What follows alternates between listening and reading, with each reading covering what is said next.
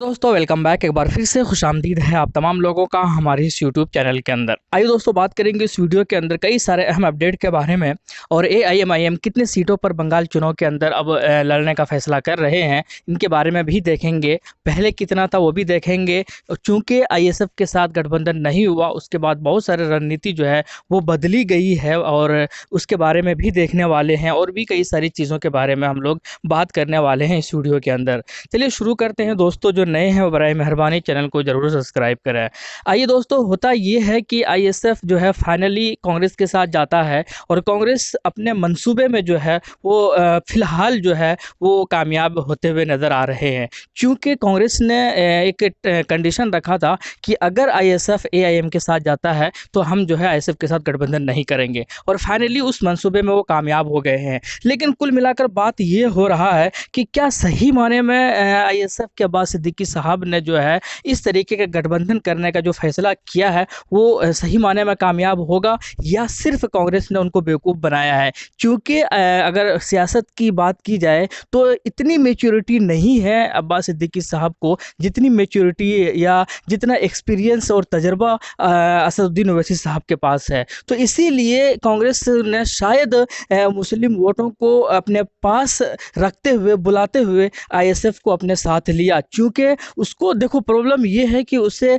दूसरी पार्टी से प्रॉब्लम नहीं है, उससे मुसलमानों से प्रॉब्लम है और ये बात फैक्ट है। यही रीज़न है कि अब्बास सिद्दीकी साहब हो या एआईएम पार्टी हो, चाहे आईएसएफ हो, एआईयूडीएफ हो, इस तरीके की जितनी भी पार्टियां हैं सब पार्टियों से कांग्रेस को प्रॉब्लम है। लेकिन फाइनली जब उनके पास कोई रास्ता नहीं होता है तब वो जाकर अल्टीमेटली हाथ मिलाना उनके पास आखिरी जो एक रास्ता होता है उसी के ऊपर वो लोग अमल करते हैं। यही हाल असम के अंदर हुआ। लेकिन हम बात कर रहे हैं बंगाल के अंदर। बंगाल में बेसिकली 100 सीटों से ज़्यादा ऐसे हैं जहां पर मुसलमान जो वोटर्स है वो डिसाइड करते हैं कि किसे चुनना है और 70 से 80 सीट ऐसे हैं जहां पर मुस्लिम बहुल एरिया है, जहां पर मुसलमान ये डिसाइड करते ही करते हैं कि किसे जिताना है, किसे हराना है। और 100 सीट ऐसे हैं जहां पर काफ़ी इफेक्टिव साबित होते हैं, डिसाइडिंग फैक्टर जो है मुस्लिम वोटर्स होते हैं। लेकिन हम बात करते हैं आईएसएफ के। आईएसएफ ने क्या डिमांड रखा था कि हमको 70 सीटें चाहिए और पहले तो 75 और 80 की बात कर रहे थे, फिर 70 पर आ गए।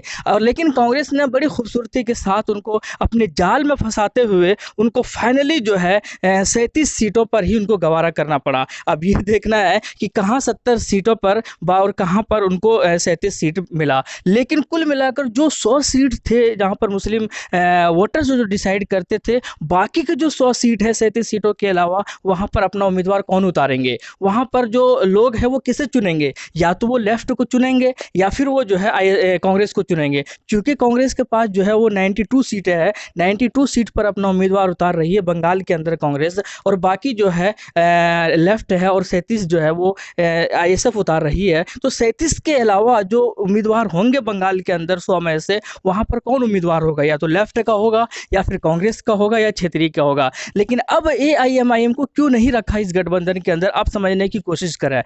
हुआ ये है कि अगर एआईएम को गठबंधन के अंदर शामिल करते तो 37 से 40 सीट जो आईएसएफ को डिमांड था वो तो देते ही देते, उसके अलावा 10-20 सीट जो एमआईएम को भी देना पड़ता। तो कुल मिलाकर जो मुस्लिम बहुल एरिया है जहाँ पर मुसलमानों का वोट लेकर शेर बनते हैं कांग्रेस की पार्टी, वो जो एरिया है, वो जो विधानसभा है, वो सारे के सारे विधानसभा जो सीट है वो या तो आईएसएफ के पास जाते या एआईएम के पार्टी के पास जाते। तो फाइनली बचता क्या? कुछ नहीं। और कांग्रेस का क्या है, बुरी तरह नाकामी होती है। और कांग्रेस चाहती नहीं है कि, क्योंकि कांग्रेस जो है मुसलमानों के वोट के बाद ही कांग्रेस पार्टी बनती है, अदरवाइज उसका कोई भी किसी तरीके का कोई मकाम नहीं है, कोई अस्तित्व नहीं है। और यही वजह है कि उन्होंने काफ़ी गेम खेला और उस गेम में कामयाबी भी मिली। और आईएसएफ के अब्बास सिद्दीकी साहब, शायद मुझे लगता है, ये मेरा पर्सनल ओपिनियन है, कि उसको इमेच्योरिटी जो है वो जो इतना तजर्बा नहीं है उनके पास जो है, वो फाइनली जो है उसी की वजह से शायद उन्होंने ये फैसला लिया है। लेकिन इस फैसले के साथ इस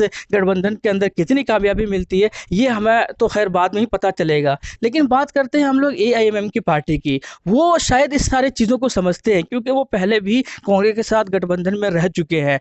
2010 के टाइम, 2012 के टाइम जो है वो कांग्रेस के टाइम रह चुके हैं एआईएम की पार्टी, और बड़े अच्छे से जानते हैं कि कांग्रेस क्या क्या कर सकती है और कांग्रेस किस किस तरीके से फ़ायदा उठाना जानती है। तो कुल मिलाकर यही है। और एआईएम हालांकि पहले जो है 18 से 20 सीटों पर लड़ने का जो है अपना उम्मीदवार जो उतार उतारने का मंसूबा बना रहे थे, लेकिन अब ऐसे सूत्रों से पता चल रहा है कि 50 सीटों पर वो अपना उम्मीदवार उतारेंगे और उन्हें फ़र्क नहीं पड़ता कि उनके सामने कौन है, क्योंकि वो अपना एक अलग मुद्दा लेकर मैदान के अंदर उतरते हैं और उसी के ऊपर टिके रहते हैं। और असदुद्दीन ओवैसी साहब के नाम पर जो है एआईएम की पार्टी को लोग सपोर्ट करते हैं और यही वजह है कि एमआईएम बंगाल के अंदर भी उतनी ही बड़ी कामयाबी हासिल करेगी जितनी बड़ी कामयाबी बिहार और गुजरात वगैरह के अंदर हासिल किया। लेकिन बात करते हैं असद साहब की।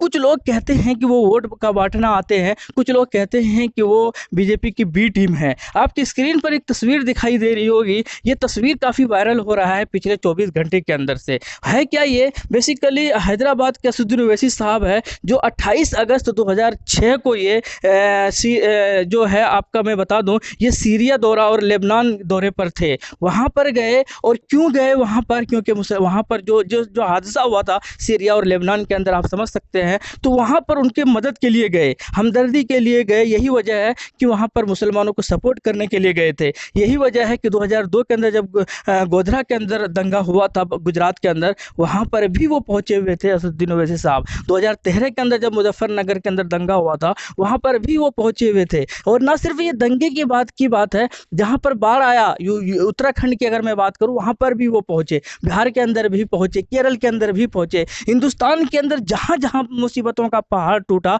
ये हर जगह पर पहुँचे। और ना ये सिर्फ खाली पहुँचे और ना सिर्फ ये दिलासा देने के लिए पहुँचे थे, बल्कि इन्होंने हर तरीके से मदद किया। अपने जान के एतबार से खुद प्रेजेंट रहकर जो है बहुत सारी चीज़ों को जो है सामानों का मुहैया कराया, खुद पैसे के ज़रिए भी खर्च किया, बहुत सारे लोगों को जो है दवाई वगैरह से भी इन्होंने मदद किया। लेकिन आज इनको जो है कुछ लोग अभी तो अब तो लोगों के जो आंखें हैं वो खुलना शुरू हो चुका है, लेकिन अभी भी कुछ लोग जो जुम्मन टाइप के मुस्लिम लोग हैं, वो लोग अभी भी यही समझते हैं कि बीजेपी की बी टीम है और ये वोटों का बंटवारा करने आए हैं। ये मुसलमानों का सही मसीहा नहीं है। मैं फिर से कह रहा हूँ, इनसे बेहतर लीडर कोई भी अभी के दौर में हिंदुस्तान के अंदर में नहीं है। और ऐसे लीडर में सीना ठोक कर कहता हूं, और मैं एकदम सोने के अल्फाजों में, सोने से ये अल्फाज में ये लिख लेना, अगर मेरी बात अगर गलत होगी तो ऐसे जो लीडर है, ये कई सौ साल के बाद पैदा होते हैं।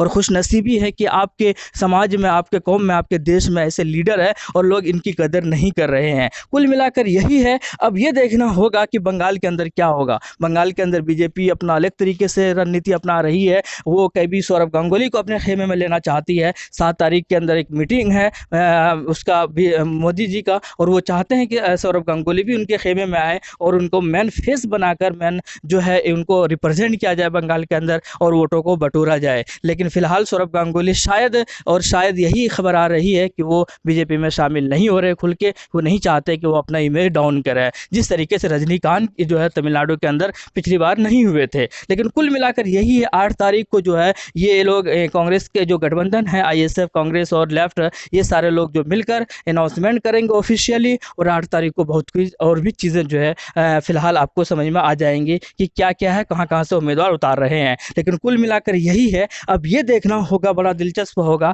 कि एआईएमआईएम की पार्टी जिस उम्मीदवार को उतारेंगे, जिस विधानसभा के अंदर अपना उम्मीदवार उतारेंगे, वहाँ पर अगर आईएसएफ सामने में आते हैं तो आईएसएफ क्या रोल प्ले करेगा। क्योंकि आईएसएफ के अब्बास सिद्दीकी साहब हमेशा ये कहते हुए आ रहे हैं कि हम नहीं चाहते कि वोटों का बंटवारा हो और हम वहाँ पर अपना उम्मीदवार नहीं उतारेंगे जहाँ पर जो है एआईएमआईएम की पार्टी का उम्मीदवार होगा। अब ये देखना है कि उन 37 सीटों में से जहाँ पर वो उम्मीदवार उतारेंगे वहाँ पर एआईएमआईएम अपना उम्मीदवार के साथ क्या करता है और आईएसएफ अपना उम्मीदवार के साथ किस तरीके से डील करता है। लेकिन कुल मिलाकर यही है। और अब ये देखना होगा कि बंगाल के अंदर जो है अब बहुत सारी जो चीज़ें हैं वो क्लियर हो चुकी है। एआईएमआईएम जो है गालिबन अकेले ही मैदान के अंदर होंगे और वो अपना हर जगह जैसे वो चुनाव लड़ते हैं वैसे ही वो वहाँ पर भी चुनाव लड़ेंगे। लेकिन 2 फैक्टर बड़ा क्लियर होगा। 2 तरीके के बंगाल के अंदर मुसलमान हैं और सारे लोग इस टॉपिक पर बात कर रहे हैं, तो मुझे लगा बता देना चाहिए। बेसिकली ये है कि एक तो वो लोग हैं जो बंगाली भाषा बोलते हैं, ऐसे मुसलमान हैं जो बंगाली भाषा बोलते हैं, और कुछ ऐसे मुसलमान हैं जो कि बिहार और झारखंड से बिल्कुल बॉर्डर से सटा हुआ है बंगाल, और वहाँ पर जो है हिंदी भाषी है, यानी कि हिंदी भाषा का इस्तेमाल करते हैं, हिंदी भाषा मुसलमान लोग इस्तेमाल करते हैं। तो ऐसे एरिया में जहाँ पर बंगाल के अंदर हिंदी बोला जाता है, ऐसे मुसलमान जो है, ये सर्वे से पता चला है कि वो असदुद्दीन ओवैसी साहब को सपोर्ट करते हैं, वो एआईएम को ही चुनेंगे। ये बात बिल्कुल तय मानी जा रही है। लेकिन वो लोग, वो बंगाली मुस्लिम जो कि बंगाली भाषा का इस्तेमाल करते हैं, वो कहीं ना कहीं आईएसएफ की तरफ ज़्यादा झुकाव है और अब्बास सिद्दीकी साहब को ज़्यादा पसंद करते हैं। अब ये देखना होगा फाइनली किसको कितना मिलता है, तो बाद की बात है। लेकिन कुल मिलाकर यही है स्टेटस आपके सामने कि अब्बास सिद्दीकी साहब एआईएमआईएम से अलग हो गए हैं। मुझे लगता है इमेच्योरिटी दिखाई है अब्बास सिद्दीकी साहब ने, जबकि वो ज़रूर कह रहे हैं कि ये मेरी अकेले की पार्टी नहीं है, इसके अंदर आदिवासी लोग भी है, इसके अंदर दूसरे लोग भी है। और अब्बास सिद्दीकी साहब चाहते हैं कि मुसलमानों का वोट तो मिले ही मिले, बाकी दूसरे कास्ट के 10 से 12% भी वोट मिले, तभी जाकर उनकी कामयाबी होगी और किंग मेकर बनेंगे। किंग मेकर कौन बनता है ये तो देखना होगा। क्या एआईएमआईएम 50 में से 10-20 सीट लाकर किंग मेकर बन जाते हैं तो और भी ज़्यादा एमआईएम के लिए बड़ी कामयाबी होगी, या फिर जो है आईएसएफ अपना 30-35 सीट जीतकर किंग मेकर के रूप में भूमिका निभाएंगे, ये भी देखना होगा। या टीएमसी कुछ और रोल प्ले करेगी, ये भी देखना होगा। लेकिन कुल मिलाकर यही है, बंगाल के अंदर थोड़ा सा जो समीकरण बन रहे थे वो बिगड़ते हुए नजर आ रहे हैं। इसीलिए कुछ कार्यकर्ता और कुछ लोग ज़रूर खफा है आईएसएफ के अब्बास सिद्दीकी साहब से कि उन्होंने, वो ये ज़रूर कह रहे हैं कि उन्होंने धोखा दिया, चीट किया। क्यों दिया धोखा, क्यों चीट किया, मुझे नहीं पता, ये शायद जो है वही खुद बताएंगे। लेकिन कुल मिलाकर यही है बंगाल का स्थिति। और एआईएमआईएम अब किस तरीके से रणनीति बनाएंगे, अभी पता यही चला है कि 50 सीटों पर उम्मीदवार उतार रहे हैं। अभी फाइनली जब तक ऑफिशियल अनाउंसमेंट या डिक्लेरेशन होता नहीं है, लिस्ट जारी होती नहीं है, तब तक एक कयास पर ही ये मबनी है। अब ये देखना होगा किस तरीके से चीज़ें होती है बंगाल के अंदर, एमआईएम कितनी सीटें जीतती है। मुझे लगता है कि अगर सब कुछ ठीक ठाक रहा तो एमआईएम किंग मेकर भी बन सकती है, क्योंकि बहुत सारी पार्टियां हैं। टीएमसी अलग चुनाव लड़ रही है, उसका अलग तरीके से समीकरण बन रहे हैं, जबकि बीजेपी अलग तरीके से समीकरण बना रहा है। लेफ्ट, कांग्रेस, आईएसएफ, ये लोग अलग तरीके से समीकरण बन रहे हैं। एआईएमआईएम की पार्टी का अलग समीकरण होगा। और ये सारे अगर सब चीज़ ठीक ठाक रहती है तो 10-20 सीट लाकर एआईएम किंग मेकर भी बन सकते हैं। इसमें किसी को हैरानी भी नहीं होगी। ये देखना होगा क्या होता है। कमेंट सेक्शन में जरूर बताइएगा। शुक्रिया, जय हिंद, लव यू।